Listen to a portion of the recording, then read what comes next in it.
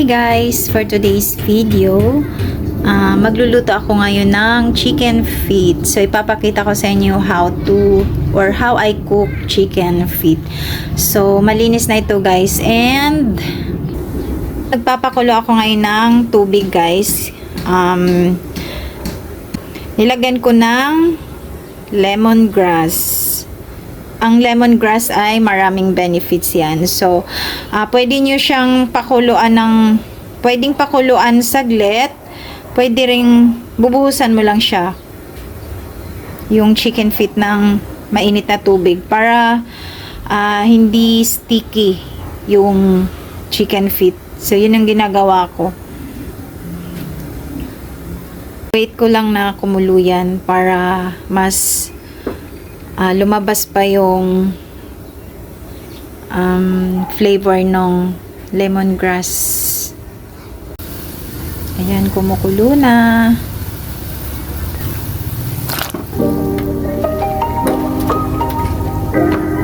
Saglit lang natin pakuluan.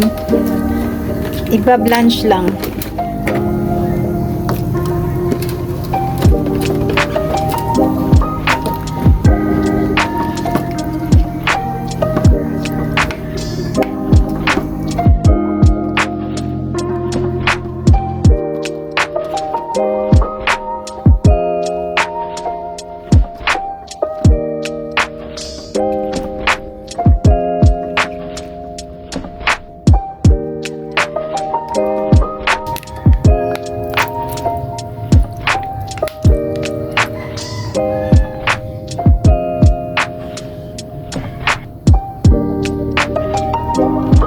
Cayenne pepper. Oh yay! I have this, so let's put the juice or the syrup.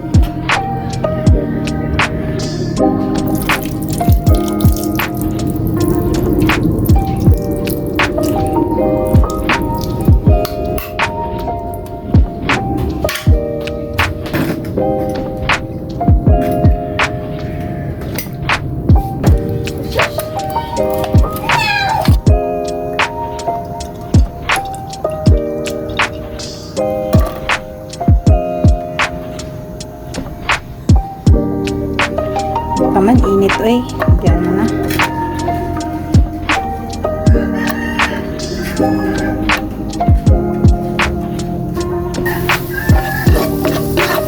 So, kung mapapansin nyo guys, hindi ako gumagamit ng mga maraming seasonings. Katulad ng magic sarap, yung mga cubes. So, yung mga niluluto ko dito is mga natural. So, pwede kayong gumamit ng mga herbs, spices para may natural na lasa.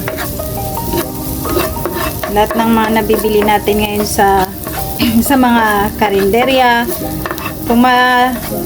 yung mga lasa nila puro nalalasan ko talaga yung magic sarap, 4 cubes, mga ganun, yung Knorr cubes, nalalasaan ko yun.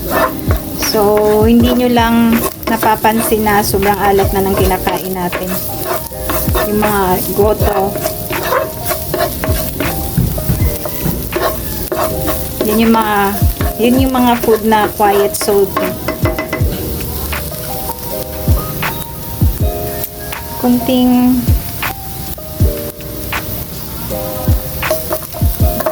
oil lang.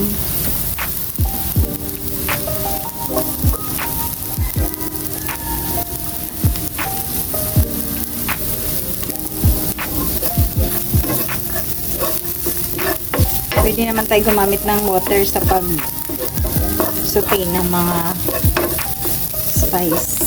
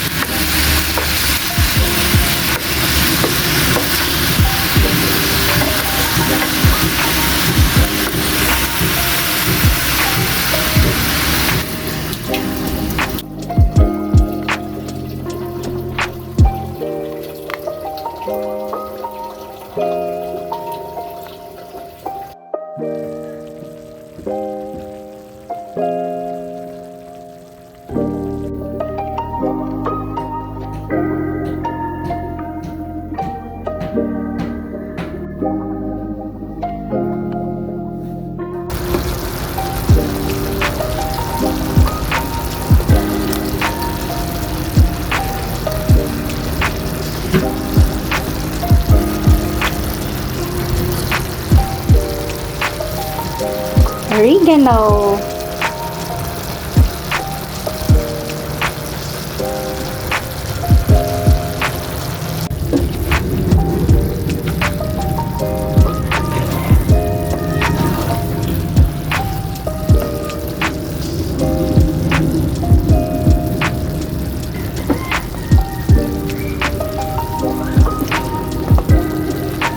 So, depende sa inyo guys, sa inyong timplahak.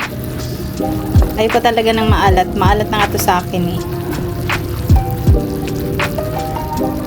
Pwede kayong mag-add nito ng sugar. Pag gusto nyo ng matamis. So, ito hindi siya matamis. Yung naglalagay lang ng tamis nito, yung syrup ng pineapple tidbits.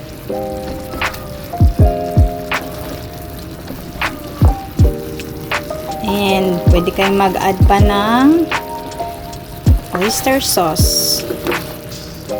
Yan, okay na yan. Spicy.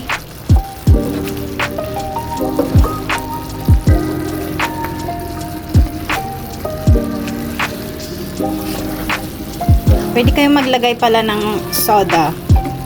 Yung Sprite.